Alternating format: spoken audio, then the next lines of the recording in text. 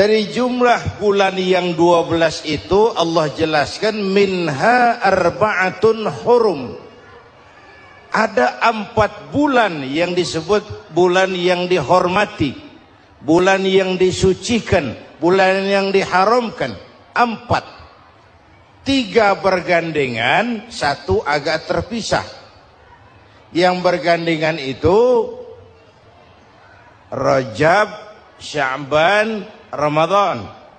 Yang agak terpisah itu Muharram.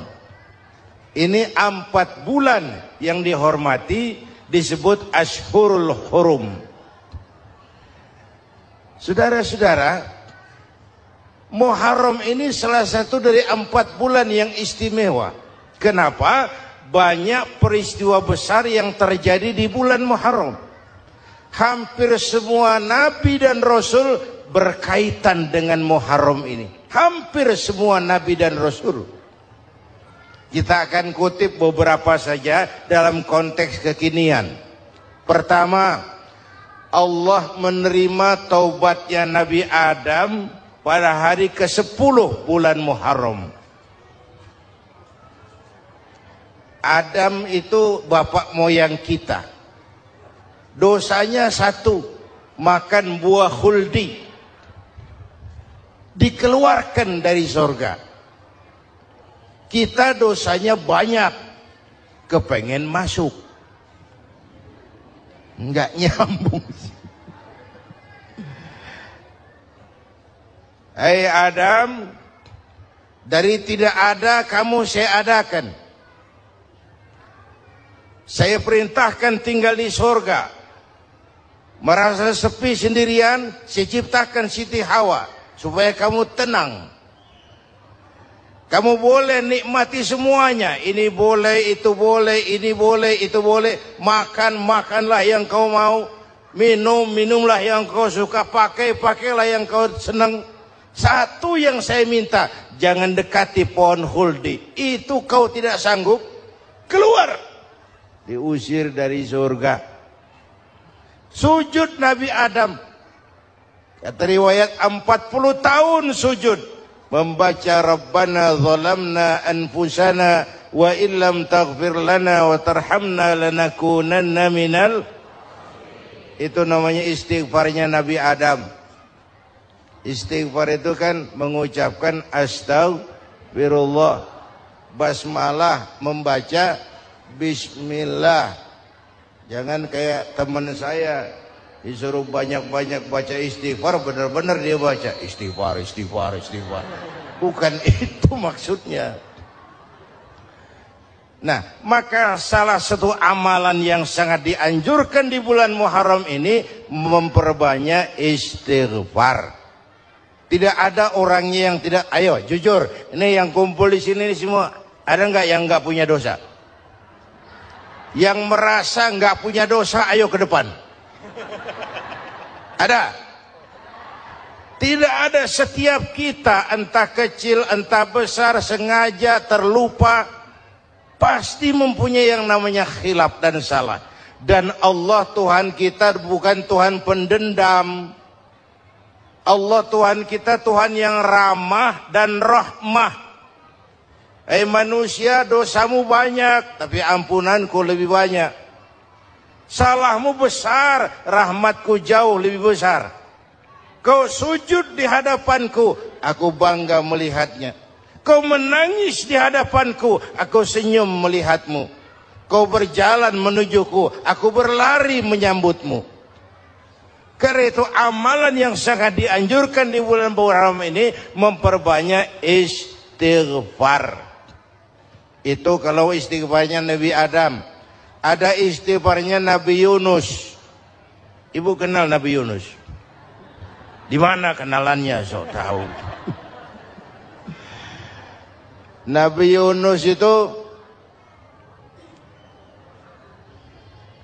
ketika berdakwah kepada kaumnya yang bandel, memberikan peringatan, kalau kalian tidak mau beriman akan turun azab. Kapan Yunus? Akan. Kenapa mesti akan? Sekarang aja kalau mau saya tungguin. Kurang ajar betul ini umat. Akhirnya Nabi Nuh menghindar.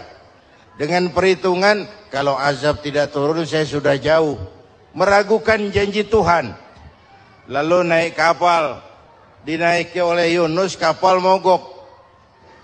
Dicari siapa biang keroknya ini, diundi ternyata Yunus, sampai 3 kali diundi. Dibuanglah Yunus ke dasar laut, ditelan oleh ikan Nun atas perintah Allah. Telan itu Yunus, jangan pakai dikunyah, rusak urusan. Telan saja, simpan di perutmu. Dibawa oleh ikan Nun ke dasar lautan. Itu yang oleh Quran dikatakan bertemulah 3 macam kegelapan. Zulumatun salas, gelapnya tengah malam, gelapnya di dasar laut, gelapnya di dalam perut ikan. Itu namanya peteng, mbahnya gelap. Di perut ikan itulah Nabi Nuh sadar akan kesalahannya, meragukan janji Allah, meragukan janji Allah. Ia sujud di dalam perut ikan itu, membaca la ilaha illa anta subhanaka inni kuntu. Itu istighfarnya Nabi Yunus. Dibacakan istighfar begitu, ikan sakit perut, Pak. Di dasar laut kemana mau cari apotik? Dia naik ke permukaan, memuntahkan isi perutnya. Nabi Yunus keluar dengan selamat. Itu pun terjadi pada hari ke-10 bulan Muharram. Istighfar intinya itu. Itu amalan utama bulan Muharram, memperbanyak istighfar. Allah selamatkan Nabi Nuh dari bahtera banjir yang luar biasa 10 Muharram. Allah selamatkan Nabi Ibrahim dari pembakaran Raja Namrus 10 Muharram. Setelah Nabi Ibrahim itu menghancurkan berhala-berhala, Abrahat pulang mau ibadah, lihat Tuhannya berantakan, marah besar. Siapa yang menghancurkan Tuhan-Tuhan kita ini? Ada yang lapor, kami lihat Ibrahim. Tangkap. Belum ada bukti, tangkap dulu yang penting. Bukti belakangan. Tangkap. Wah, dikerahkanlah aparat. Tangkap Nabi Ibrahim. Disidang langsung oleh Abrahat, oleh Namrus maksud saya. Ibrahim, kau yang menghancurkan berhala-berhala kami ini, Tuhan-Tuhan kami. Siapa bilang? Ada yang lapor. Saya dengar enggak semua berhala itu hancur. Ada yang paling besar, angkat tangan, saya lihat ada kampak di tangannya. Barangkali yang besar itu iseng tuh, yang kecil-kecil dikampakin. Tanya aja sama dia, kamu gila? Kenapa? Masa kami disuruh nanya berhala? Nggak bisa jawab. Nggak bisa jawab. Lah kenapa disembah? Lebih gila mana sih? Tahu nggak bisa jawab kenapa disembah? Kurang ajar kamu Ibrahim. Bakar, dibakar. Ketika Ibrahim dilempar ke kobaran api yang menggunung, Allah perintah api, ya naru kuni bardan wa salaman ala Ibrahim. Hai api, dinginlah sampean. Api Madura waktu itu, Pak. Hai api, dinginlah sampean, selamatkan Ibrahim. Api tunduk kepada perintah Allah. Ibrahim masuk ke kobaran api, selembar rambut pun tidak terbakar. Kenapa? Apinya tunduk kepada perintah Allah. Kenapa? Karena Ibrahim orang yang takut kepada Allah. Api tunduk kepada perintah Allah. Kalau kita baca ayat itu, masuk ke api, mateng. Sudah hadirin yang saya muliakan, oleh karena itu selamatnya Ibrahim dari pembakaran Raja Namrus itu pun pada 10 Muharram, Yaumul Asyura, hari ke-10 dari bulan Muharram. Baik. Itu Ibrahim. Hadirin hadirat yang saya cintai, sebagian kecil tentang Nabi Adam, Nabi Ibrahim dan Nabi Yunus, tapi saya belum menceritakan tentang Nabi Nuh tadi. Mengulang kaji.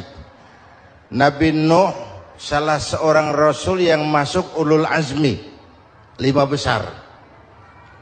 Karena memang perjuangannya menggambarkan satu usaha yang ulet dan luar biasa. Beliau diberi umur 950 tahun. Lalu berdakwah selama 900 tahun. Sore, pagi, siang, malam.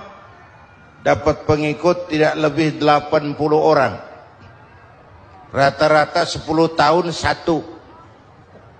Kalau saya minta berhenti aja jadi nabi, Pak.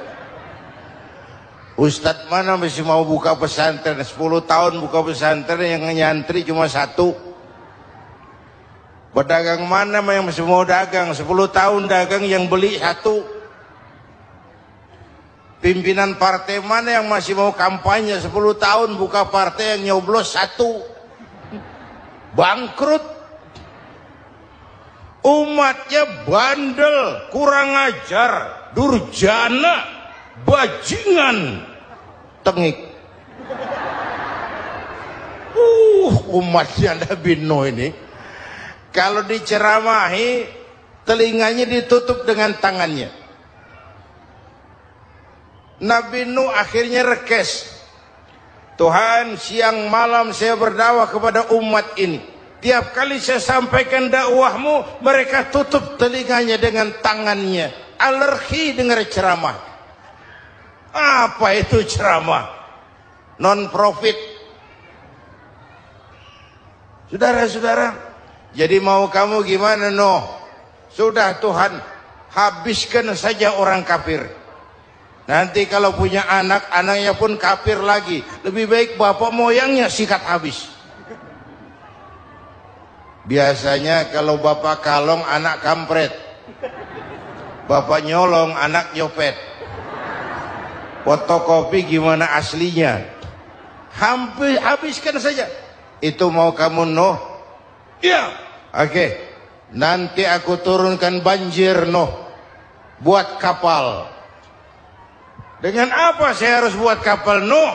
Ya dengan kayu, kata Tuhan. Kayunya dari mana, Tuhan? Ya dari pohon, Nuh. Pohonnya belum ada, Tuhan. Ya tanam dulu, Nuh. Bikin kapal kayunya nanam pohon. Apa artinya? Perjuangan perlu kesabaran. Sukses itu ada prosesnya. Nggak bisa simsalabim abracadabra lalu kita mau sukses. Semua ada prosesnya, walaupun kenyataannya begitu. Sukses banyak bapaknya, gagal itu yatim. Kalau kita sukses banyak yang ngakuin. Yang baru ketemu pakai manggil encing. Ketemu baru. Tapi sukses banyak bapaknya. Gagal yatim, gak ada yang mau ngakuin kalau kita gagal itu. Udah. Bikin kapal dengan kayu di tengah kampung, bikin kapal ini. Bayangkan di tengah kampung bikin kapal. Orang kafir makin menjadi-jadi. Lihat Nuh. Kenapa? Makin sarap. Bikin kapal di tengah kampung mau belayar kemana? Tuh lihat, kalau orang nggak tahu tujuan, mountain setengah jalan. Proses yang dinilai bukan finalnya. Ya kayak gitu kesimpulannya. Saya enaknya sendiri. Bikin kapal. Kapal mendekati selesai. Ini orang kafir rame-rame datang ke kapal Nuh. Mau apa? Buang najis. Sakit perut berangkat ke kapal Nabi Nuh. Nongkrong. Dapat 2-3 tumpuk pulang. Penuh lantai kapal dengan najis manusia.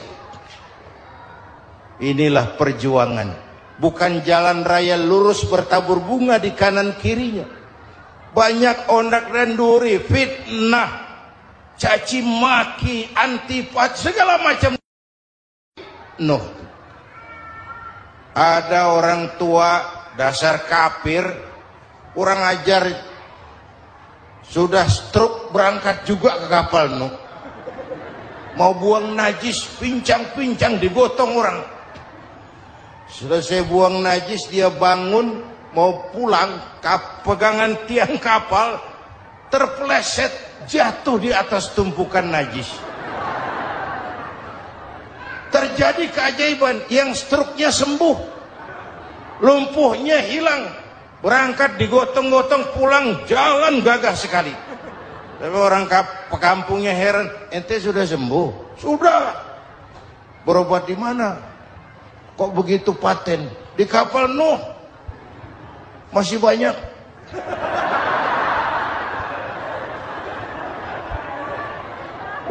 Yang berasa perlu obat bawa rantang. Ambil bersih lagi geladak kapal itu. Sudah selesai Nuh? Selesai. Oke, kau orang yang beriman bersamamu, binatang serba sepasang, naik Nabi Nuh, naik orang beriman, naik binatang serba sepasang. Ini cikal bakal penyelamatan manusia, Pak. Naiklah orang beriman, sudah naik semua, Nabi Nuh kontrol. Ini contoh buat kita, kontrol. Sudah naik semua teman-teman, sudah. Pemimpin yang baik bukan cuma terima laporan di belakang meja. Laporan itu yang mana juga bagus. Sama juga kampanye yang mana juga merdu. Kalau aja yang dihitung. Pernah ada calon bupati kampanye janji, kalau saya berhasil kita akan banyak bangun jembatan di daerah kita. Orang ditanya, Pak, nggak ada sungai di kampung kita, Pak. Dia bilang, sungainya kita bangun sekalian. Udah kadung janji, mana pula orang mau bangun sungai ini. Saudara-saudara, kontrol. Jangan cuma tunggu laporan di belakang meja, semua laporan bagus. Ya, Bu? Bu?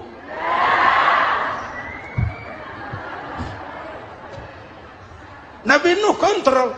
Sudah naik semua? Sudah, Nuh. Pulan bin Pulan naik. Naik, Nuh. Paimin bin Tukijo. Naik. Kami lihat naik.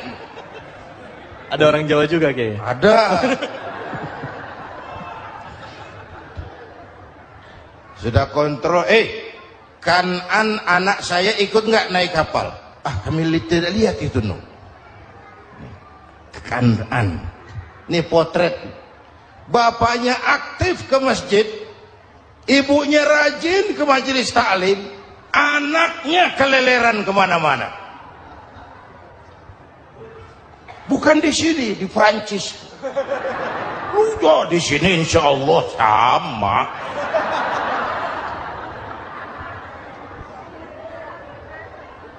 Nuh karena sayang anak, Nuh karena cinta anak, Nuh karena tanggung jawab anak, cari naik ke atas kapal.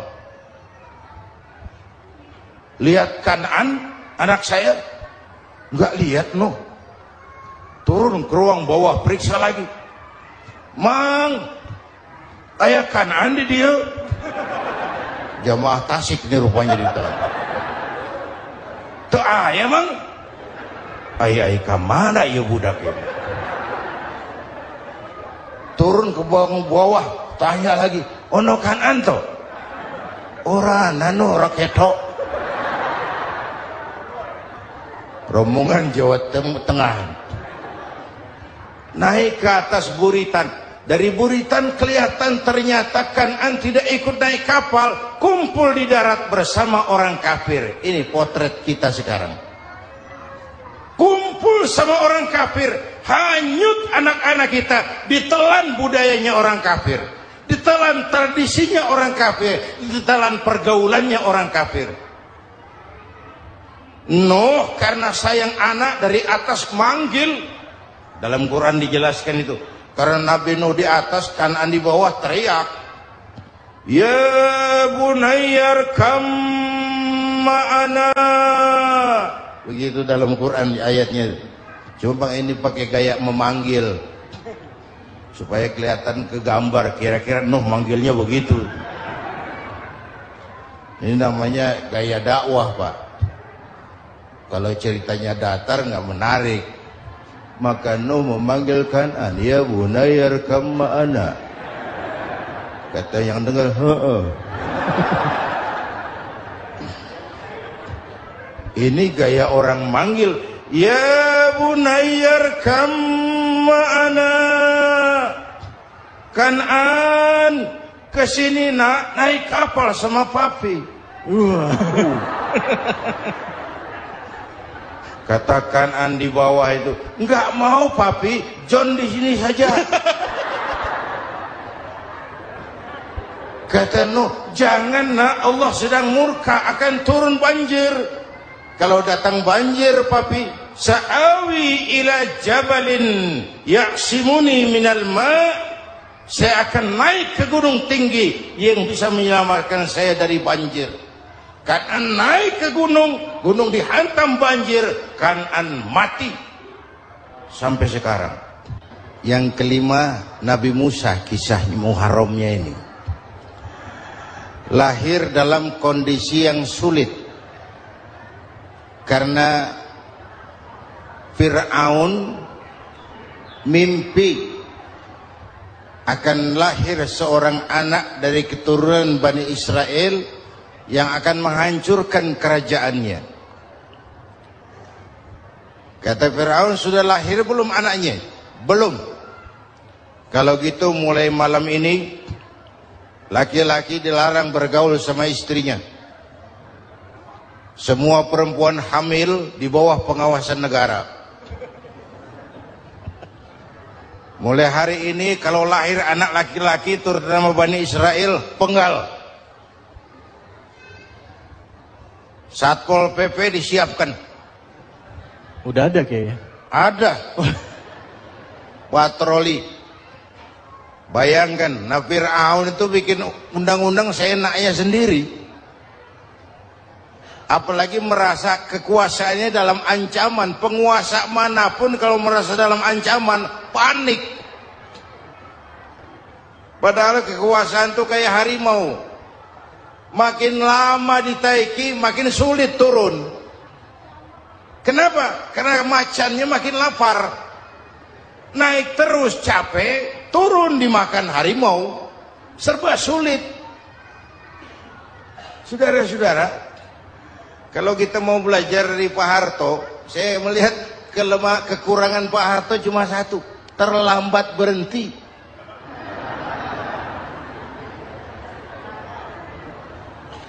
Terlambat berhenti. Di sekelilinginya banyak tukang jilat, tukang semir. Pak, kalau tidak ada bapak kami bagaimana, Pak? Saudara hadirin yang saya hormati, maka sering saya ingatkan, temanmu yang sejati adalah teman yang membuat kamu jadi benar. Bukan teman yang selalu membenarkan kamu. Berapa banyak pejabat-pejabat hancur karena selalu dibenarkan oleh lingkungannya. Bapak benar, Pak. Bapak bijaksana, Pak. Itu tepat, Pak. Benar. Buang angin pun, kata kelilingnya, oh Bapak sehat.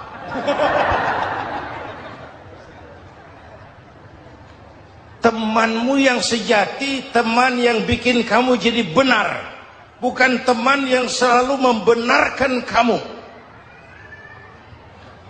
Bapak Ibu hadirin yang saya hormati, tapi kehendak Allah terjadi. Lahirlah Musa. Bayinya dihanyutkan di sungai Nil. Bayi sudah menderita, dihanyutkan di sungai Nil. Dan akhirnya besar di lingkungan istana Fir'aun. Diriwayat oleh Ratu Aisyah, perempuan Fir'aun, setelah mulai berjuang, terjadilah itu. Musa dan pengikutnya dikejar oleh Fir'aun. Sampai di tepi laut, Allah wahyukan Musa, lempar tongkatmu ke laut. Dalam kondisi darurat, mukjizat tiada jalan. Kondisi darurat. Kalau tidak, mukjizat itu maunya Allah, bukan maunya Nabi. Nabi nggak kuasa. Allah yang mau. Tapi hidup Nabi bukan mukjizat, manusiawi. Tidak mentang-mentang ada mukjizat tongkat, tiap sulit main tongkat, nggak usah berjuang kalau begitu. Itu darurat menyelamatkan umat. Tongkat dilempar ke laut, laut terbelah. Laut terbelah. Itu secara visualnya bisa kita lihat dalam film The Ten Commandments. Udah nonton belum? Urusan nonton kalah sama Ustadz bagaimana sih? Ten Commandments, 10 firman Tuhan. Tekniknya bagus tuh. Bagaimana laut terbelah. Musa lewat. Fir'aun mengejar. Musa sampai di ujung sana. Fir'aun masih di sama tengah perjalanan. Laut nutup kembali. Laut menutup kembali. Fir'aun tenggelam. Cengap-cengap di lautan. Begitu napas sampai di tenggorokan, Fir'aun sambil cengap-cengap itu, amantu bi Rabbi Musa wa Harun. Duh, kalau begini mah saya juga percaya sama Tuhannya Musa. Mereka mau jengkel, goblok loh. Terlambat sekarang. Tenggelamin terus. Modar. Musa selamat. Fir'aun mati. Jenazahnya, jasadnya terdampar di pinggir laut. Beberapa waktu kemudian ditemukan orang, dimumi, dibalsam, diawetkan. Itu sesuai janji Quran. Wa kadzalika nunajjika bi badanika litakuna liman khalfaka ayah. Kami selamatkan badan kamu agar jadi pelajaran bagi orang-orang sesudah kamu nanti.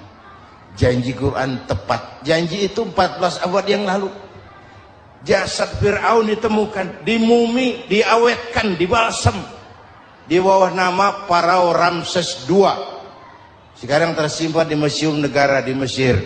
Kapan-kapan nanti ibu main ke Mesir, mampir. Naik ojek paling berapa itu?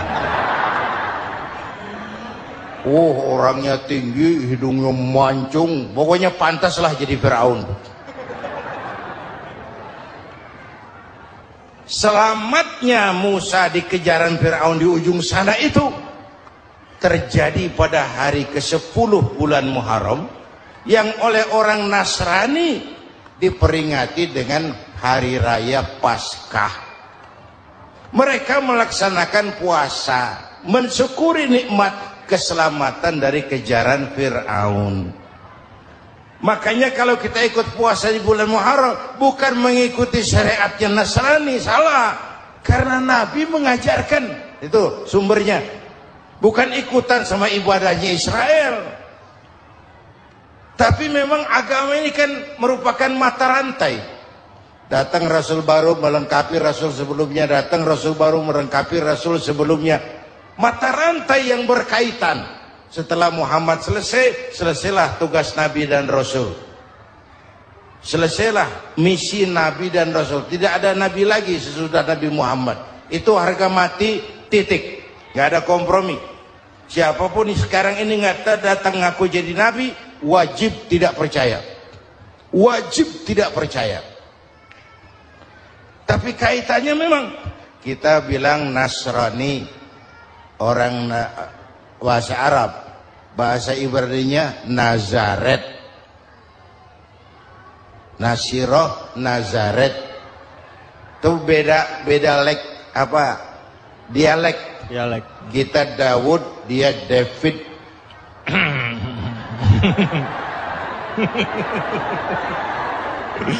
Ibrani. Kita Ali, dia Alek.